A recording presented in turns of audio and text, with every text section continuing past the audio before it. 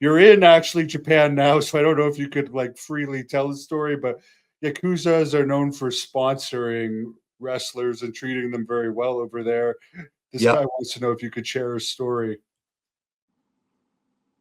I don't know anything. Did something happen though? I will ask you this, and this doesn't have to do with you. I remember TJ mentioning to me something happened with Vader roughing up the son of one. And when I asked Vader about it, he downplayed it like nothing happened. Did you Um, ever hear anything about that? yeah, I did.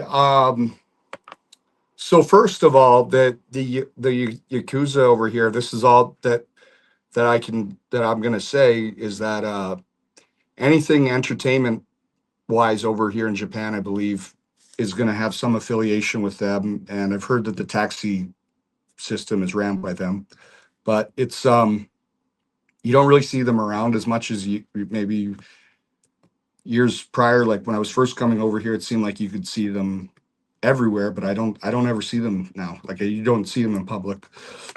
So the story that I heard, and I don't want to say anything because Vader's not here to defend himself, was that um, Vader, I don't know if he had been cracking over here or he didn't want to be over here anymore, but he said that he wanted to go home to see his son's football game or something to that extent, and then claimed that something had happened to him at the hotel where he was jumped, or he had some cuts, or he cut himself. I've heard different stories about it. Um, and said that he was jumped by some sort of a yakuza. And then the story was that he had roughed up a young boy whose dad was affiliated with them, and that story's not true at all. I don't think that Vader. I don't know if Vader made that up to, but he was wanting to he was seemed like story I heard he was seeming like he was wanting an excuse to go home, and he said that and I don't know if he had cut himself or bladed himself, but they talked to him at the hotel, and then they sent him home. So and if the story is that he had cuts on him from somebody jumping him, if he had done it himself, or he had said that he didn't want to be here anymore. And that's something that, like, I kind of understand that a lot of these older wrestlers that I guess after a certain amount of years, like, and I don't want to bring up anything bad from other wrestlers, but one of the Mexican wrestlers, I think it was he was older, like mid 50s when I first was coming back.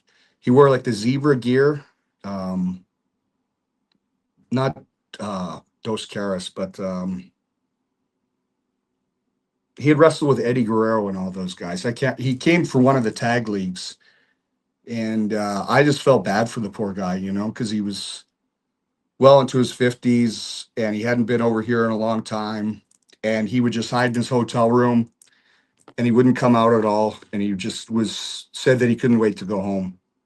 It's too bad if people have that experience, and I think that Eddie Guerrero kind of mentioned it in his book when he came back here, after he left WWE, temporarily, and he had cleaned his life up and everything, and he said that he was cracking here, and he had to have Victor Blackcat, one of his friends, continually talk to him and reassure him everything was going to be all right, and was having some sort of anxiety over here. And I can't remember the wrestler who it was, but I felt so bad for him, and he went home and he's never been back. So whatever happens to people over here if they spend too long or that, but there's no everything's very controlled over here. Like one of the young boys' dads wouldn't be coming and attacking Vader. Like I don't know if Vader made that story up or somebody else did, or he wanted to make up a story to go home. But he was definitely, from what I was told by the Noah office, because I asked, was that he was wanting to go home, and they sent him home, and that was the last time he came over here for Noah. And I think he did Vader time and some other companies. Uh, after that over here. And God rest his soul, Vader was a great performer. When I'm,